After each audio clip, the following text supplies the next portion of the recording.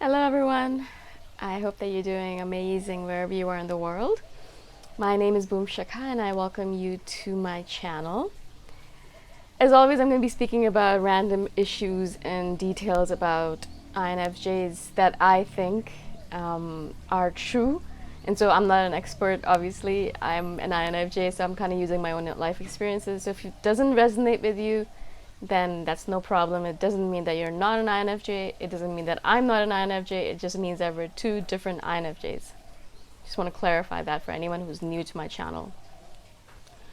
So in this one, I wanted to speak to you about something that I spoke about with another INFJ friend of mine recently, about how INFJs have this tendency to go into avoidance mode if we are afraid of something, if we're trying to avoid something, if we think that something is going to be difficult, if we don't want to deal with something. And of course everyone does that, yeah, like everyone avoids things, and that's one of the reasons why we have the pandemic, actually, because scientists told us about the coronavirus in 2003 or something, I believe, or 2008.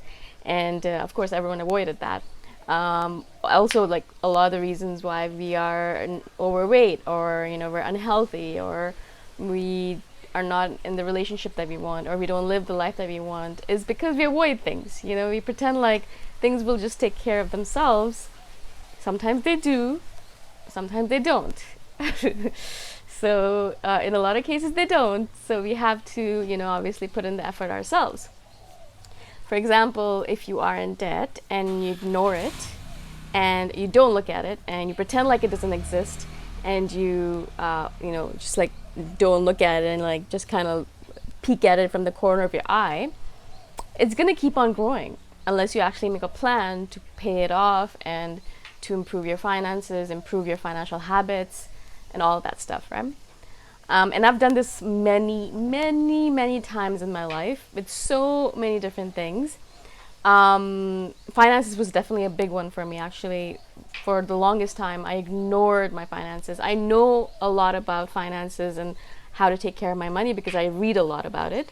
But, it's easy to give advice to other people or to read about it. To actually put things into practice, somehow it becomes impossible. And for the longest time, I knew I had certain things I wanted to do and had to do and needed to do about my finances, and I just ignored it. I didn't do them. I pretended like they didn't exist.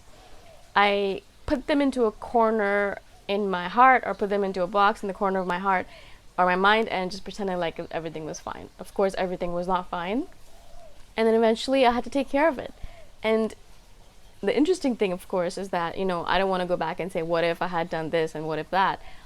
And I don't want to have regrets. But of course, if I had taken care of it 5 years ago, 4 years ago, 3 years ago, it would have been a much better position. I would have been in a much better financial position than if I had taken care of it when I did, right? So in general, as INFJs, we tend to avoid things more so than other types, I would say, because we have an inherent desire and need, this such a deep need for harmony. And what we don't realize, or what we don't understand, what healthy INFJs understand, or developed INFJs understand, is that the harmony doesn't come from avoiding things, which is how usually we end up dealing with things. It comes from dealing with it, leaning into it, properly making a plan for it, and then fixing it that way. Right? That's how life actually is healed. That's how we're healed. That's how our financial situation's healed. That's how our relationships are healed. You don't avoid the person and your relationship is going to be healed, unless it's a narcissist. But you actually have a conversation with them. You tell them what's going on with you. You communicate about the things that are annoying you or bugging you about them, the things that you want to improve upon, the things that they want you to improve upon. All of that has to be conversed about. And that's the only way that the relationship is going to improve. Ignoring it, putting it into a box in the corner of your heart or mind, is not going to do it. I did the same thing with my relationship with my parents.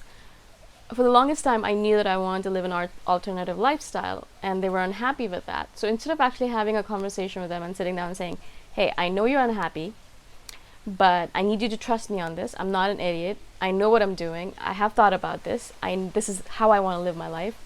I want to have a good relationship with you. I don't want us to fight all the time about this. I'm not going to change my mind.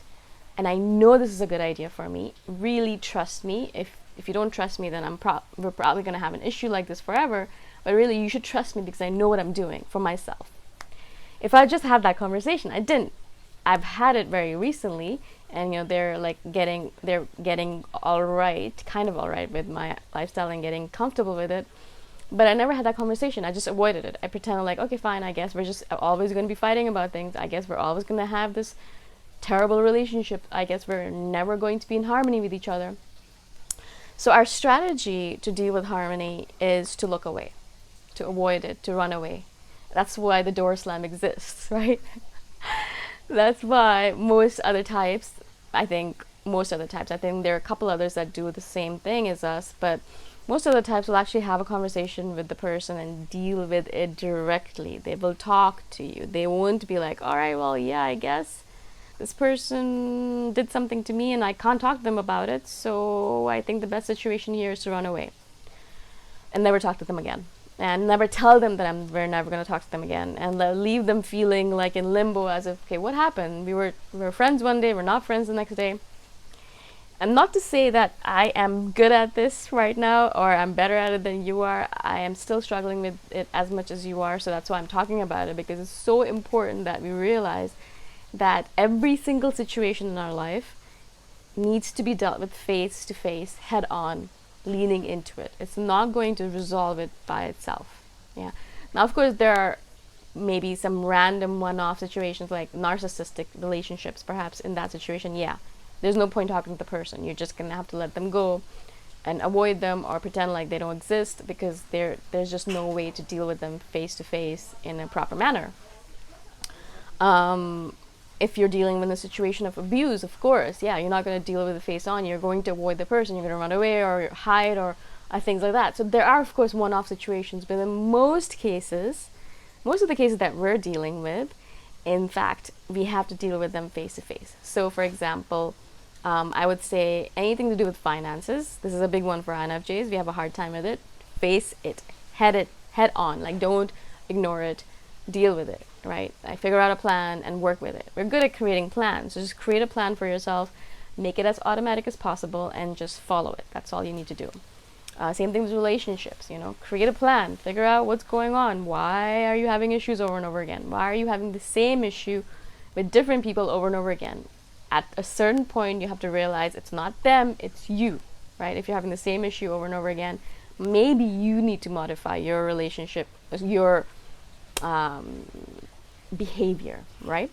And so again, if you're having issues in your job, instead of avoiding it and running away, try to figure out what's going on. Is it the fact that you don't actually like your job? That's why you're behaving like this?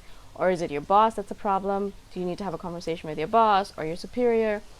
Or is it that you need to find a different field to work in? Perhaps you need to go back to school so you can upgrade yourself. Whatever it might be, unless you actually start thinking about it, you're not going to create a plan for it, and you're going to keep on repeating the mistake over and over again. You're going to be stuck in that vicious cycle of doing the same thing over and over again and expecting different results, which is the definition of insanity. And you're just going to be stuck in limbo, as if like nothing's going to change, and you're just going to be waking up to the same life over and over again and thinking, oh my gosh, why am I living such a crappy life, and why do things not change? Well, you need to do something about it. And I'm not saying this from a place of judgment. I'm saying it from a place where I've lived this life, where I woke up every single day and realized, oh my God, things are exactly the same. I have terrible relationships with my parents and everyone around me. My finances are in complete shambles. I have no romantic relationships. My friends are all angry with me for some reason or another. And my health is really, really bad. And so I have been in situations where I wake up every day and I would do anything. I would just avoid all my problems and pretend like they would go away, and they didn't. And then I would wake up the next day and pretend like they would go away. They didn't. Wake up the next day, and I repeated that for years on end, until I realized, okay, if I want a different life, if I want the life that I want to lead that makes me happy, I'm really gonna have to make some changes on my own and really face my problems head on. and it was so difficult, and it was just almost like an impossibility at times. It was so much easier to avoid the situation. It was so much easier to run away. But of course, as soon as I started, making a plan, everything just fell into place so easily. It's not like we have really big issues to deal with. A lot of the problems that we have are easily solved as long as we just create a plan to solve it. My finances, as soon as I started creating a plan to solve it, just really, really went into harmony and balance, and I'm really surprised at how quick it was, right? Same thing with my relationship with my parents. As soon as I said, okay, I'm not going to avoid it anymore, I'm going to face it head on, I'm going to have conversations with them, I'm going to communicate with them, really my relationship with my parents is like so much better than it was a couple of years ago. It's so much harmonious. And of course, there's a lot more room for improvement, but that's a huge step forward from where I was before. So I really, really do recommend to all INFJs who are listening, who are avoiding some weird particular situation in their life, please, please try to create a plan to solve it. We're good at planning. We just need to start, right? So look at the situation in your life that's bugging you and say, okay, what can I do about this? And then do it, right? And then you'll notice very quickly that the situation resolves itself very fast, and that you find the harmony that you're seeking, but in a way where you don't have to avoid a particular situation or you have to run away from a particular situation, which is so exhausting at times, actually.